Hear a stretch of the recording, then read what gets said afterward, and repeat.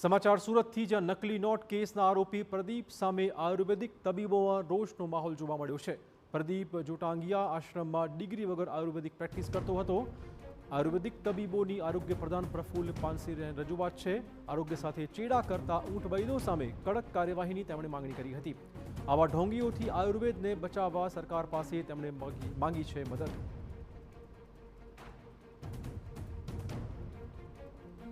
આયુર્વેદિક તબીબોએ પ્રદીપ સામે મોરચો માંડ્યો છે અને ન માત્ર પ્રદીપ પરંતુ આવા તમામ ઊંટ વૈદો સામે કડક કાર્યવાહી કરવાની આયુર્વેદિક તબીબોએ માંગણી કરી છે। આરોગ્ય પ્રધાનને મળીને તેમણે રજૂઆત કરી હતી। નકલી નોટ કેસનો આરોપી છે પ્રદીપ, જે પોતાના આશ્રમમાં યોગાભ્યાસની સાથોસાથ આયુર્વેદિક ટ્રીટમેન્ટ કરતો હતો અને આથી આયુર્વેદિક તબીબોએ હવે પ્રદીપ સામે મોરચો માંડ્યો છે અને આરોગ્ય પ્રધાનને રજૂઆત કરાઈ છે। કડક કાર્યવાહીની તેમણે માંગણી કરી હતી।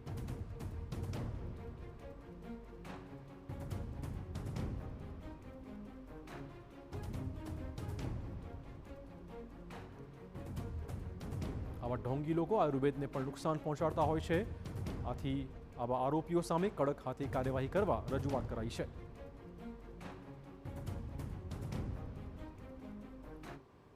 सूरत जिल्लाની અંદર જે રીતે એક આશ્રમની અંદર જે યોગ ગુરુ તરીકે ઓળખાતા પ્રદીપ નામના જે ઢોંગી જે બાવા છે તે ડુપ્લિકેટ નોટો છાપવાના રેકેટની અંદર જે ધરપકડ થઈ હતી, આખો જે મામલો સામે આવ્યો હતો। જ્યારે તપાસ કરતા સામે આવ્યું હતું કે આશ્રમની અંદર આયુર્વેદિક જે સારવાર પર લોકોને આપતા હોવાની જે હકીકત સામે આવી હતી ને તેના આધારે સરકારે આજે કડક કાર્યવાહી માટેના આદેશ આપ્યા છે। તે દરમિયાન સુરતના આયુર્વેદિક ડોક્ટર જે લોકો છે તે આજે જે આરોગ્ય મંત્રી છે પ્રફુલ્લભાઈ પાનસેરિયાની ઓફિસે પહોંચ્યા છે અને રજૂઆત કરવા માટે પહોંચી રહ્યા છે, કારણ કે આ રીતના જે યોગ ગુરુ અને ખાસ કરીને આયુર્વેદિકના નામે જે ધતન કરતા હતા ને તેના કારણે અનેક લોકોને નુકસાન થતું હોય છે। ત્યારે અહીંયા ડૉક્ટરો છે આયુર્વેદિક, તેમની સાથે સીધી વાત કરીશું। કઈ રીતની રજૂઆત કરવા માટે પહોંચ્યા છે, શું ઉદ્દેશ તમારો? અમારી એક જ સરકારશ્રીને વિનંતી છે, અમે અહીંયા પ્રફુલ્લભાઈને વિનંતી એ કરશું કે ગુજરાતભરમાં જેટલા લોકો સરકારી યોગ્ય લાયકાત વગર આયુર્વેદની પ્રેક્ટિસ કરે છે અને બેફામ પૈસા કમાય છે ખોટા અને લોકોના શરીર સાથે છેડા કરી રહ્યા છે, કારણ કે એમને આયુર્વેદનું જ્ઞાન નથી અને આયુર્વેદિક દવાઓ આપે છે, બરાબર। એટલે અમારું એક જ વિનંતી છે કે આવા લેભાગુ તત્વો છે એના ઉપર કડક ને કડક કાર્યવાહી થાય અને જો શક્ય હોય તો એવો કડક કાયદો અમલમાં આવે કે જેનાથી કાલ સવારે ઉઠીને કોઈ આયુર્વેદની લાયકાત વગર આયુર્વેદિક દવા કોઈ પણ દર્દીને આપી શકવા ના જોઈએ। શું કહેશો, કઈ રીતના ડૉક્ટરો છે પ્રેક્ટિસ કરતા હોય છે ને કેટલું નુકસાન લોકોને થતું હોય છે સીધું? જેવી રીતે એલોપેથી સાયન્સમાં કેવું હોય છે કે જે ડિગ્રી ધરાવે છે MBBS કે MD કે MSની એ જ દવા કરી શકે, એવું આયુર્વેદમાં પણ આવવું જોઈએ કે જે લોકો પાસે યોગ્ય ડિગ્રી છે એ જ આયુર્વેદ દવા કરી શકે, કોઈ પણ બાબા કે કોઈ પણ વ્યક્તિ નહીં। એ માટે સરકારની રજૂઆત છે કે એનો કાયદો બનાવે કે જેના કારણે આ વસ્તુ અટકે। મોટી સંખ્યાની અંદર આયુર્વેદિક ડૉક્ટરો છે તે અહીંયા પ્રફુલ્લભાઈની ઓફિસે પહોંચ્યા છે। કઈ રીતની સ્થિતિ છે અત્યારે? જે કેટલાક અનેક લોકો છે પોતપોતાની આશ્રમ હોય છે, દુકાનો ખોલીને બેસી ગયા છે, લોકોની સારવાર કરી રહ્યા છે વગર ડિગ્રી। આવા તો ઘણા બધા છે, આ તો એકમાત્ર પકડાયા છે। ઘણા બધા લોકો સ્વદેશી કે સંસ્કૃતિનું થોડું જ્ઞાન આવી ગયું અને આશ્રમ ચલાવતા હોય ધીરે ધીરે પછી આયુર્વેદ દવા તરફ વળી જાય છે અને ખોટી રીતે પ્રેક્ટિસ કરે છે। અને અત્યારે પરિસ્થિતિ એવી છે કે ડિગ્રીધારી આયુર્વેદ ડૉક્ટર પાસે જ્યારે દર્દી પહોંચે છે એની પહેલાં આવા 9 થી 10 ઢોંગી વ્યક્તિઓ પાસે પહોંચી ગયા હોય છે અને સરવાળે એમના મગજમાં છાપ એવી જાય છે કે આયુર્વેદ દવા અસર કરતી નથી અને આયુર્વેદ બદનામ થાય છે। તો અમારી એ જ રજૂઆત છે કે ગુજરાત આયુર્વેદ બોર્ડ અને માન્યતા પ્રાપ્ત ડિગ્રી જેમની પાસે હોય એ જ લોકો આયુર્વેદ પ્રેક્ટિસ કરી શકે અને બાકીના લોકો પર સખત કાર્યવાહી થાય જેથી બીજા લોકો આવી પ્રેક્ટિસ કરતા ડરે। જે રીતે જોઈ શકાય મોટી સંખ્યાની અંદર જે ડૉક્ટરો છે તે અહીંયા પહોંચ્યા છે। કઈ રીતે અત્યારે ગુજરાતની સ્થિતિ છે, કઈ રીતની કાર્યવાહીની માંગ તમારા તરફથી? ગુજરાતમાં અત્યારે એવી પરિસ્થિતિ છે કે હર ગલી નુક્કડ ઉપર એક વ્યક્તિ આયુર્વેદના નામ પર એક દુકાન ખોલીને બેઠો છે, ભલે યોગા કરતો હોય, કાયરોપ્રેક્ટિસ કરતો હોય કે એને થોડું ઘણું ગઈકાલ સુધી હીરાગસ્તો આજે આયુર્વેદની દુકાન ખોલીને બેઠો છે।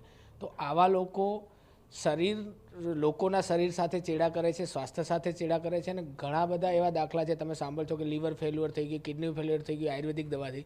તો એકચ્યુઅલી આયુર્વેદિક દવા નથી અથવા તો એ સમજ્યા નથી, એને કારણે આ તકલીફ થાય છે। તો આવા એક વ્યક્તિ પર જ્યારે કાર્યવાહી કરવામાં આવશે તો આવા ઘણા લોકો છે જે હર ગલી નુક્કડ પર બેઠા છે, બધા જ આ બધું ધંધો બંધ કરશે અને લોકોનું સ્વાસ્થ્ય સુધરશે।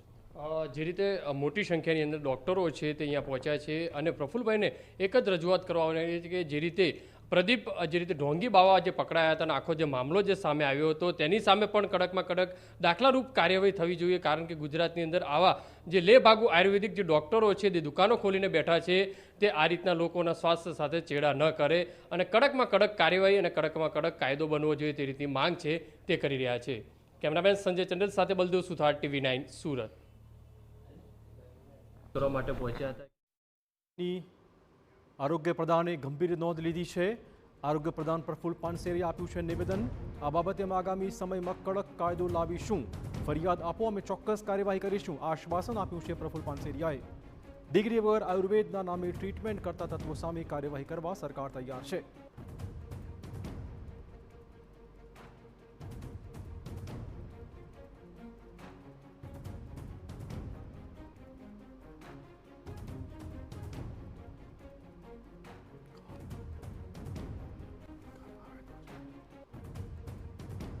તો આરોગ્ય પ્રધાને ડિગ્રી ધરાવતા લોકો પાસે ટ્રીટમેન્ટ કરાવવા અપીલ પણ કરી છે.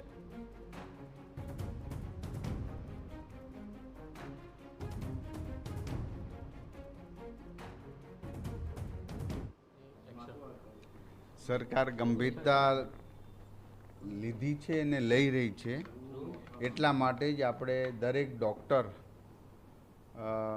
લેબોરેટરી, એક્સરે, સોનોગ્રાફી વગેરે હોય એમને ફરજિયાત નોંધણી નંબર લેવો જ પડશે, રજિસ્ટ્રેશન કરાવવું પડશે. એનો એક્ટમાં છૂટછાટ એટલે કે સમયની મર્યાદા આપીને ફરી વખત એને સ્કોપ મળે એ હેતુ સહ આપણે ગુજરાત ગવર્મેન્ટના આ બજેટ ક્ષેત્રની અંદર એક્ટની અંદર સુધારો કરીને એને સમય પણ આપવામાં આવ્યો. કોઈ પણ લેભાગુ તત્વ ખાનગી પ્રેક્ટિસ કરીને જેની પાસે કોઈ પણ પ્રકારની ડિગ્રી નથી એ લોકોના હેલ્થ સાથે ચેડા કરી જ ન શકે. એ બાબતમાં અનેક ડુપ્લિકેટ કે પોતાના રીતે ઝૂંપડપટ્ટી કે અન્ય અવાવરું ગામોની અંદર આવી પ્રેક્ટિસ કરતા હોય એને આરોગ્ય વિભાગ દ્વારા કમ્પ્લેન મળતા તુરંત જ પકડી લેવામાં આવે છે. આયુર્વેદના નિષ્ણાત ડૉક્ટરો જે 5-5 વર્ષ 7-7 વર્ષ ભણતા હોય, MBBS ડૉક્ટર હોય, જેઓ પોતે આખી યુવાની અભ્યાસમાં ખર્ચતા હોય ત્યારે એ શરીર વિજ્ઞાનનું જ્ઞાન પ્રાપ્ત કરતા હોય છે. પરંતુ લેભાગુ તત્વો હમણાં જ અનેક લોકોએ વિડિયા જોયા છે કે શરીરમાં સોય ભોગતા હતા વગેરે. તો આવી કમ્પ્લેન જ્યારે આવું કૌભાંડ નીકળે ત્યારે જ બહાર આવતી. કોઈ કમ્પ્લેન આપણે કરવા આવ્યું નથી. જ્યાં કમ્પ્લેન થશે ત્યાં ચોક્કસ દરેક શહેરની અંદર અમારા હેલ્થ વિભાગમાં કમ્પ્લેન થશે તો ચોક્કસ એની ચકાસણી થશે. અને અત્યારે આ સમયની અંદર હું લોકોને વિનંતી કરું છું, કોઈ અંધશ્રદ્ધાની અંદર ન આવતા પ્લીઝ ડિગ્રી પ્રાપ્ત કરેલા કોઈ પણ ડૉક્ટર પાસે જ પોતાની સારવાર કરાવવી જોઈએ, એની પાસેથી માર્ગદર્શન મેળવવું જોઈએ, એની પાસે જ ઓપરેશન કરાવવું જોઈએ, એની પાસેથી જ દવા લેવી જોઈએ અથવા તો તપાસ કરાવવી જોઈએ.